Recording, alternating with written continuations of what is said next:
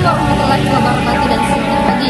Kami mahasiswa setia TNMA Nusantara Makassar, jurusan akuntansi semester 5 kelompok 5. Video ini kami buat untuk menyelesaikan salah satu tugas dari mata kuliah manajemen operasional dengan dosen pengampu Ibu Dr. Siti Ramlah SEMAK dengan judul materi kendali mutu statistik. Sebelum kami masuk ke penjelasan materi, izinkan kami memperkenalkan diri terlebih dahulu.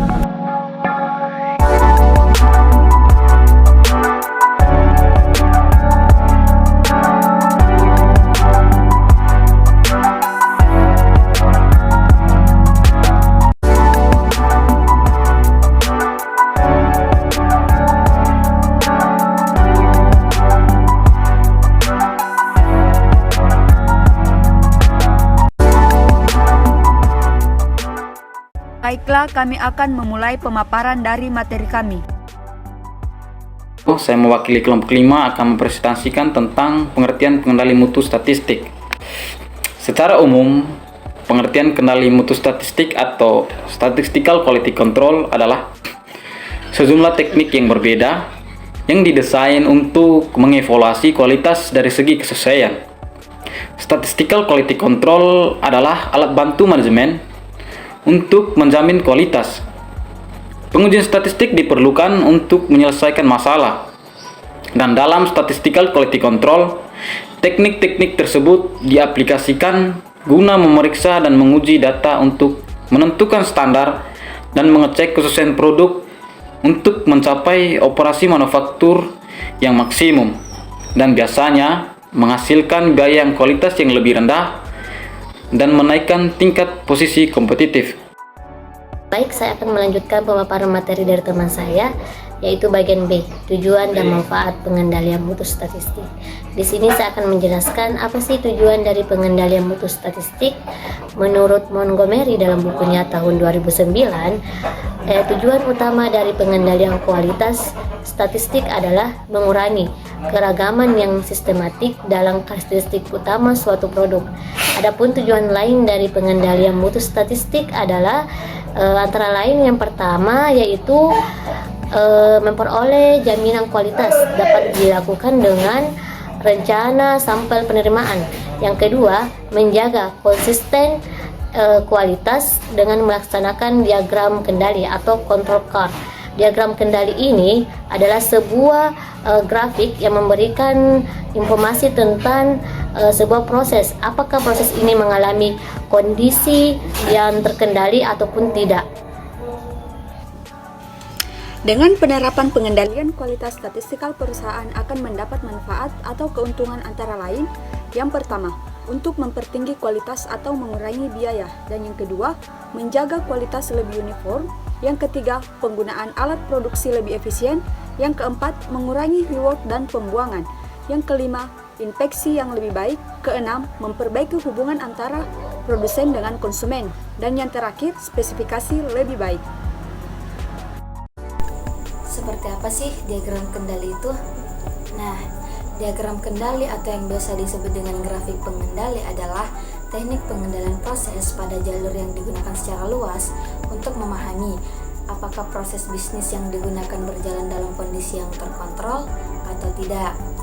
Diagram kendali dapat digunakan untuk menafsirkan parameter proses produksi, dan melalui informasi ini dapat menentukan kualitas proses. Diagram kendali dapat juga memberikan informasi yang berguna dalam meningkatkan proses tersebut. Tujuan diagram kendali adalah untuk menjaga kualitas dan kuantitas suatu proses. Diagram kendali atau grafik pengendali dibedakan menjadi dua macam. Yang pertama, ada grafik pengendali variabel, dan yang kedua ada grafik pengendali atribut, di mana grafik pengendali variabel digunakan apabila karakteristik kualitasnya dapat diukur. Contohnya seperti usia, pendapatan, dan jumlah penduduk.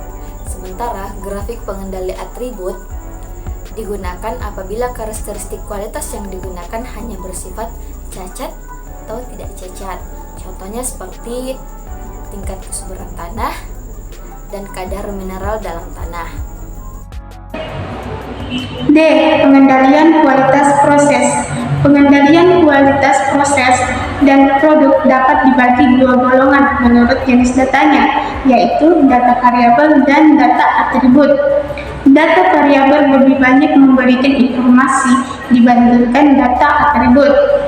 Data variabel sering disebut sebagai metode pengendali untuk data variabel.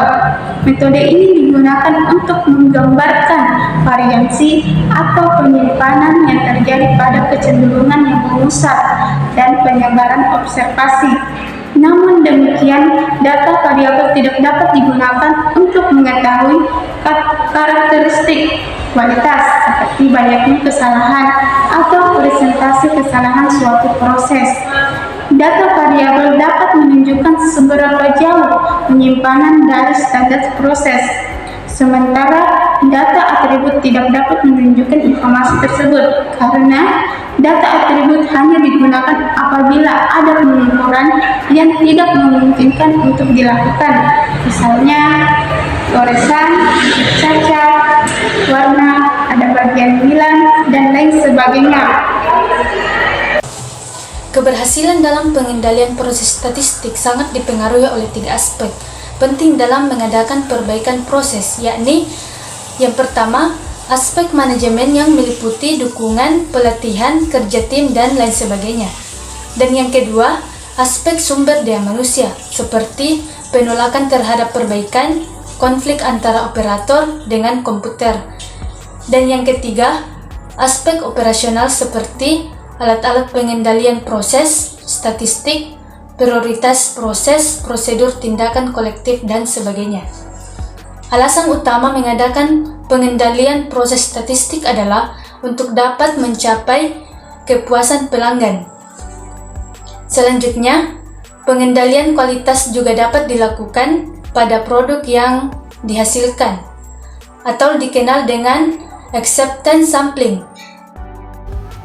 Jadi, kesimpulan dari materi kami yaitu pengendalian kualitas proses statistik merupakan alat untuk pengendalian kualitas.